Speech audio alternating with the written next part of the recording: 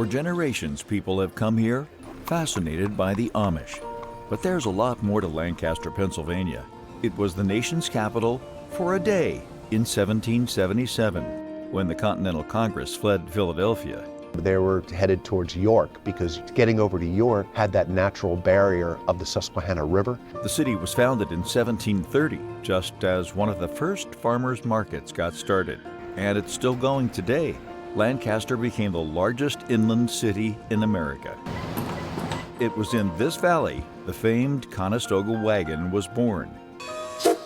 Nearby, you can ride the oldest continuously operating railroad and savor the steam. We still operate under the original 1832 state charter. In a sense, it's home to the giant steamboats that traveled up and down the great rivers of America. Nearby, the barn builders are using their skills to save the old covered bridges. Preserving a national treasure. Covered bridges rival the Amish as the reason for people coming to the county. Second highest concentration of covered bridges in the country. We'll visit a place where the Amish story is told. We educate about the Amish. I call it a snapshot of Amish life. And visit the Lancaster home of the 15th president. He preferred the rural lifestyle. It's small-town Americana, where the scenery, the history, and the traditions of the 1700s play out before your eyes.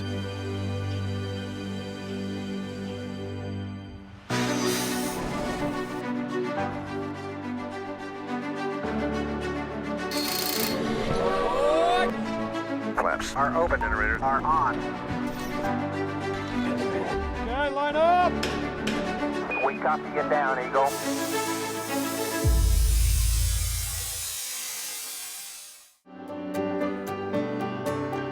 Come harvest time, the moonrise and the next morning's sunrise signal shorter days ahead in Pennsylvania farm country, where the old methods continue out in the fields, traditions brought here long ago.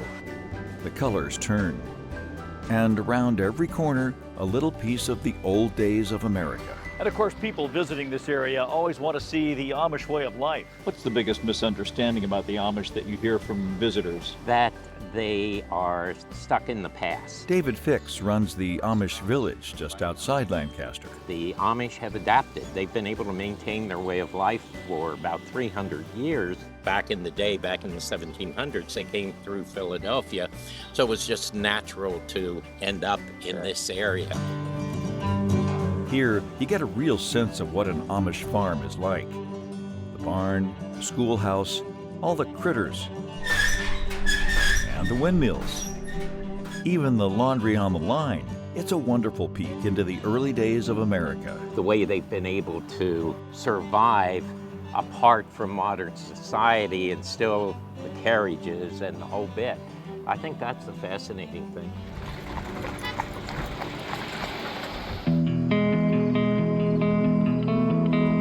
A trip to some of the small towns with the wacky names really excites the crowds.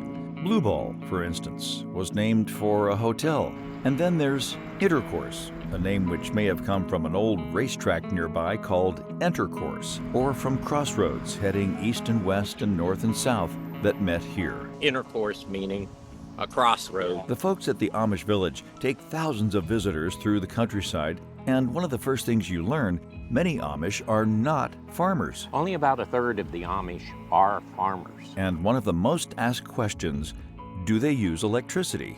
They think that they are opposed to electricity, which is not the case.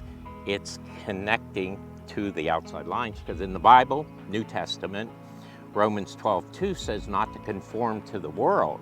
But some church districts allow solar and also generators and different things, so they've adapted over the years. And you learn other tidbits, like the carriages. Amish around here use the gray ones. Mennonites use the black ones. You get a taste of Amish and other area food in the Lancaster Central Market. It's the oldest farmers market in the country.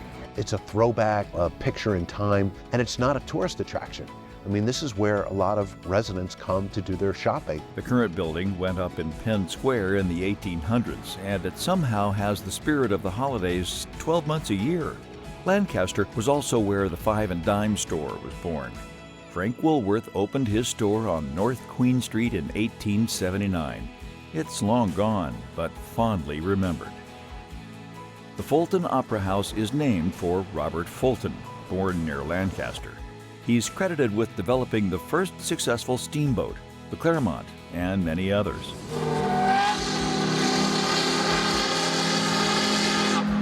The riverboats plied thousands of miles of inland waterways like the Mississippi and Ohio, and were fondly remembered at America's River Roots Festival in Cincinnati in the fall of 2025.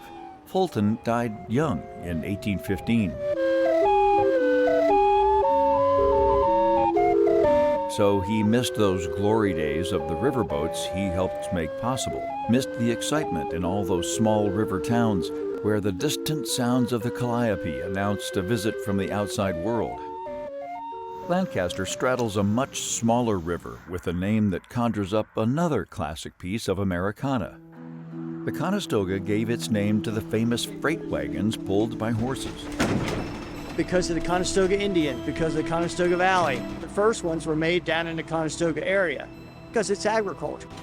Arthur Reist can tell you all about the Conestogas. They have been a part of his family heritage for nearly 3 centuries. The farm and several old historic wagons are here in Lancaster, Pennsylvania. It's a collection that began long ago. And what a story this one wagon can tell. Built in the 1730s, it was used to bring food and supplies to General George Washington at Valley Forge in the middle of the Revolutionary War. Mennonites and the Amish and the English and Scotch-Irish and all these people building these wagons that are hauling freight from Philadelphia to Lancaster. The wagon master would be walking along the wagon.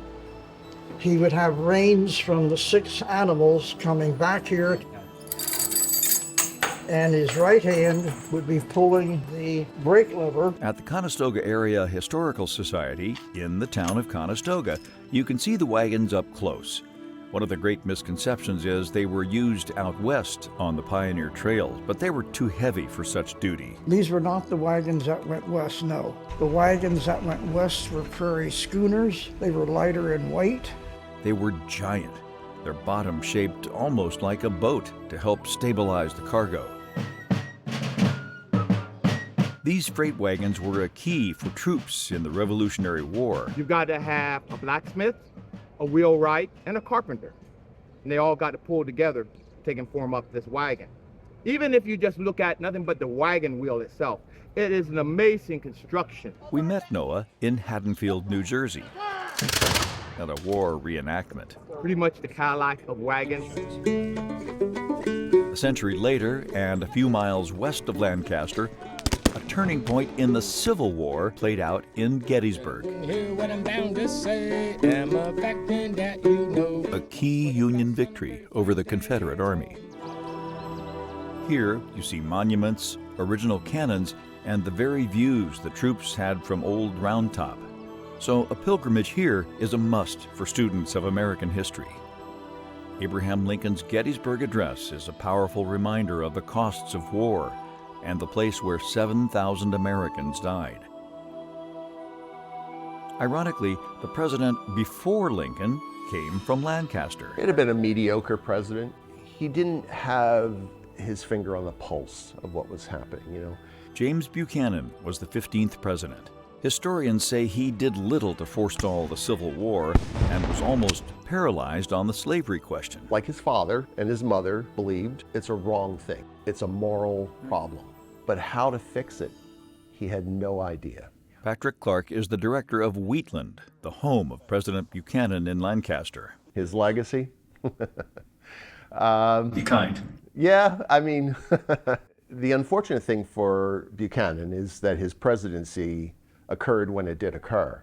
He didn't understand the American people. He had been out of the country 3 years prior to his presidency as our U.S. ambassador. Buchanan, if he were alive today, if we could get that guy to speak, would tell you, I never meant to stay in politics all this time. Okay. As for his personal life, he was never married, but watched over many nephews and nieces, several who were orphans. The strongest bond was with niece Harriet Lane, who later became First Lady for Buchanan in the White House. That's her in her later years. His nephew, Buck Henry, he raised from the age of 7. He raised her from the age of 11. Now you can tour his home. Of all the nicknames Buchanan has, the one that he loved the most was the Sage of Wheatland. And he moved here in the May 1849 after leaving the Secretary of State position. One of the most interesting pieces of art was in the presidential train. That used to hang in the inauguration car that he rode to his inauguration in. It was just mounted in one of the car windows, and that way when the sun came up, he could gaze upon his beloved home. Trains, like the Conestoga wagons and the development of the steamboats, all have a big link to this area. The Strasburg Railroad is one of the longest-running rail lines in America. The oldest operating rail company in the United States. We still operate under the original 1832 state charter. These days, they aren't shipping cargo. Now, it's hundreds of thousands of tourists from all over the world. A lot of people from Australia, other countries that have a robust steam railroading culture, Great Britain, Germany. We haul about 300,000 passengers every year. Oh, the trip was amazing, really. One thought that I'm 150 years in the back. And enjoy the nice old trains. The run is about 4 miles each way. But for young and even grown-up kids, the sounds alone are worth the trip.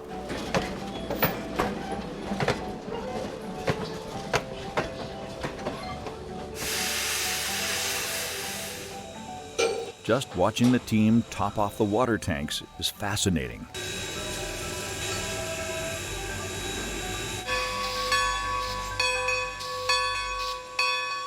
We've got 3 operational locomotives that we use. All of our locomotives are coal-fired.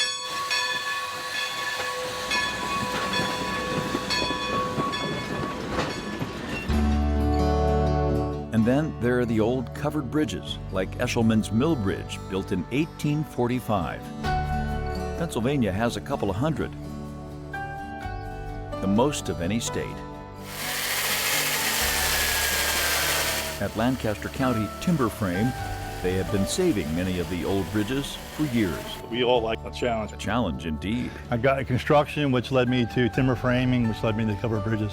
Joe McCarthy and his team used the giant beams and special techniques you would have used in an old barn to save the historic bridges. A covered bridge is just timber framing. It just happened to be a bridge.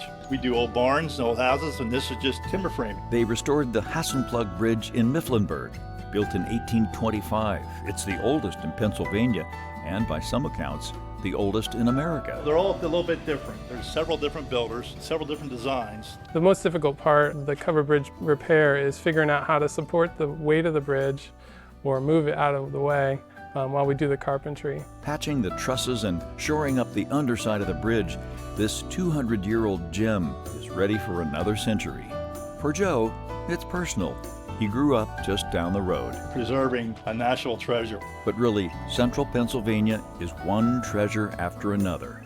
The bridges, the steam trains, the Conestoga wagons, the first farmers market, presidential history, the riverboat connection, and the Amish experience. A lot of people romanticize about that whole thing, a simpler life.